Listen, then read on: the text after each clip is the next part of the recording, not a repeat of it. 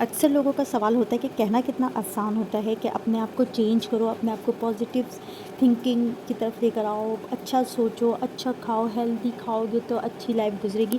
تو دیکھیں، کہنا آسان ہوتا ہے تو کرنا مشکل ضرور ہوتا ہے، لیکن اگر اس کرنے کے لیے تو ہمیں محنت چاہیے ہوتی ہے۔ اب مثال کے طور پر کوئی شخص جو مزدوری کرتا ہے، جب تک وہ مزدوری نہیں کرے گا، اپنے پیروں کو اور اپنے ہاتھوں کو حرکت نہیں دے گا، تو وہ کیسے مزدوری کرے گا؟ اور اس مزدوری کی اجرت اسے کیسے ملے گی؟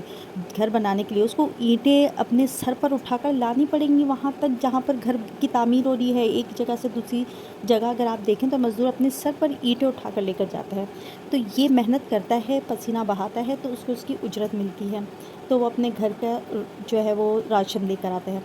بالکل اسی طرح سے ہمارے جو سوچ ہے یا ہمارے جو جتنے بھی کام ہیں یا ہمارے ساتھ ہم اپنے آپ پر قابو پانے کے لیے ہمیں بالکل ایسی ہی محنت چاہیے۔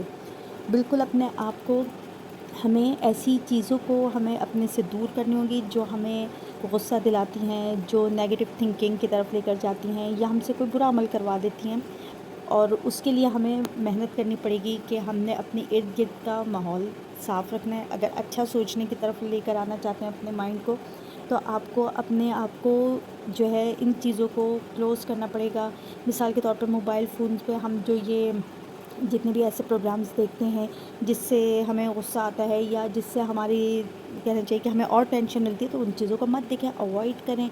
اسی طرح سے بچوں کی باتوں پہ جن لوگوں کو غصہ آتا ہے، کچھ بچوں سے چڑھتے ہیں، تو بچوں کو آپ نے اوائڈ نہیں کرنا۔ بچوں کو آپ اس کی کہیں بھی مطلب آپ ایسی گیدرنگ میں جائیں جہاں پہ بچے ہوتے ہیں، آپ کو خود تھوڑی دیر میں فیل ہوگا کہ آپ بچوں کے ساتھ جو ہے نا بہتر محسوس کر رہے ہیں۔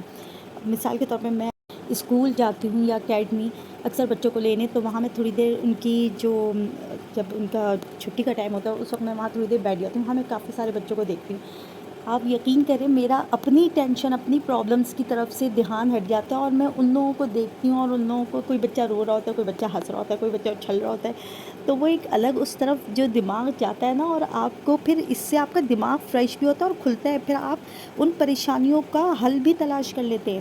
یہ بہت بڑا جو ہے نا، آپ یہ کہنا چاہیے کہ آپ اس کو خود اپنی لائف پہ آزمائیے گا کہ جب ہم گھر سے باہر نکلتے ہیں، کہیں اسکول جاتے ہیں، مارکیٹ جاتے ہیں، اسٹور پہ کچھ بھی سودا سلف وغیرہ لینے جاتے ہیں، یا مطلب آپ ویسے ہی واک کرنے کے لیے اپنے گھر سے باہر نکلے، قریب کے کسی پارک چلے جائیں، آپ کو ایسے لوگ ملیں گے کہ آپ کو لگے گا کہ میری تو کوئی ٹینشن ہے ہی نہیں، ان کی سب سے بڑی ٹینشن ہے۔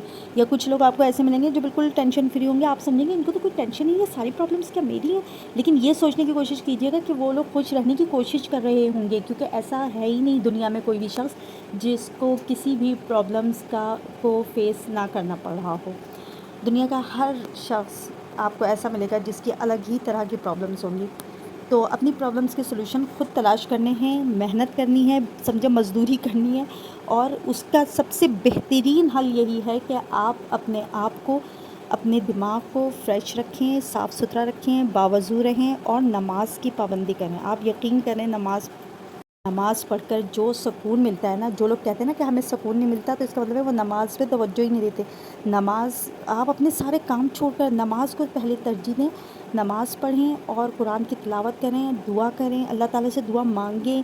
بالکل اسی طرح سے جیسے آپ سے کوئی چھوٹا بچہ آپ سے کوئی چیز مانگنے کے لیے آپ سے جیسے بس چپک جاتا ہے نا، آپ کہ بس آپ اس کو دے کر ہی چھوڑتے ہیں، رونے لگتا ہے، بالکل ایسے اپنے اللہ کے قریب ہو جائیں، اللہ تعالیٰ سے ہر چیز کے دعا مانگیں، یہاں تک کہ اگر آپ سے کوئی کام نہیں ہو رہا، آپ اپنے آپ کو چینج کرنا چاہ رہے ہیں، اس کے لیے بھی اللہ تعالیٰ سے دعا مانگیں۔ آپ یقین کریں، اللہ تعالیٰ سب کی سنتے ہیں، اور مجھے خود اپنے آپ پر تجربہ کر کے یہ معلوم ہوا۔